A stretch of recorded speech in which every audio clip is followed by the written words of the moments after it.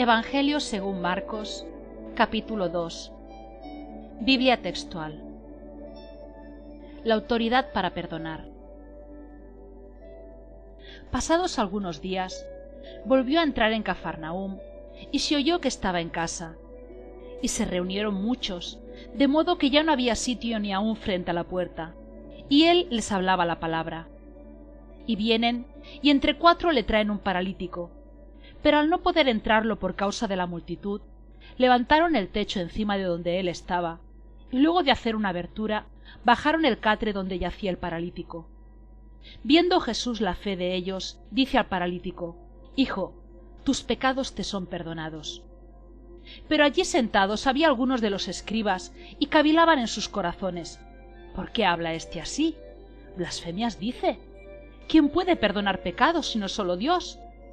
Al instante, percibiendo Jesús en su espíritu que cavilaban de este modo, les dice: ¿Por qué caviláis estas cosas en vuestros corazones? ¿Qué es más fácil, decir al paralítico: tus pecados te son perdonados, o decir: levántate, toma tu catre y anda? Pues para que sepáis que el Hijo del Hombre tiene potestad en la tierra para perdonar pecados, dice al paralítico: a ti te digo, levántate, alza tu catre y vete a tu casa.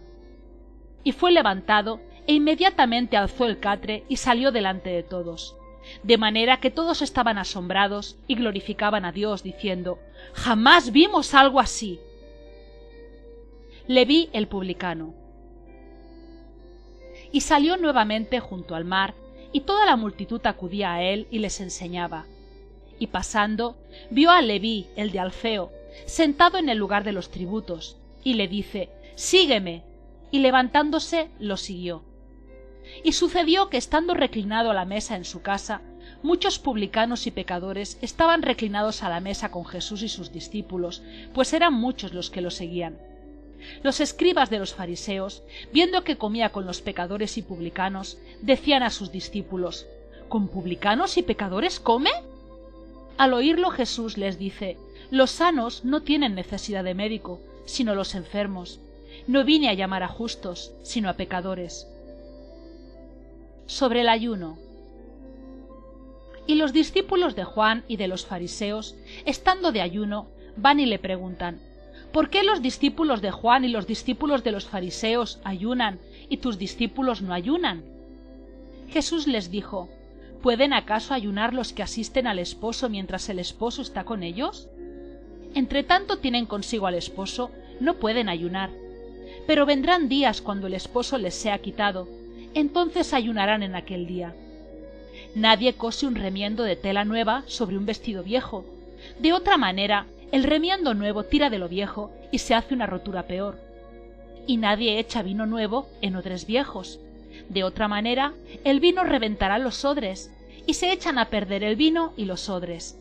Antes bien, vino nuevo en odres nuevos. El Señor del sábado. Aconteció que, pasando por los sembrados en día de sábado, sus discípulos comenzaron a caminar arrancando las espigas. Y los fariseos le decían: mira, ¿por qué hacen lo que no es lícito hacer en el día de sábado? Les dice: ¿nunca leísteis qué hizo David cuando tuvo necesidad y tuvo hambre él y los que estaban con él?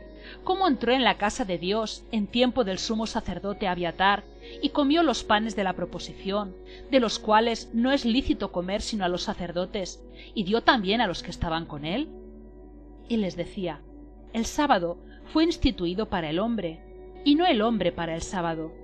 Por tanto, el Hijo del Hombre es también Señor del sábado.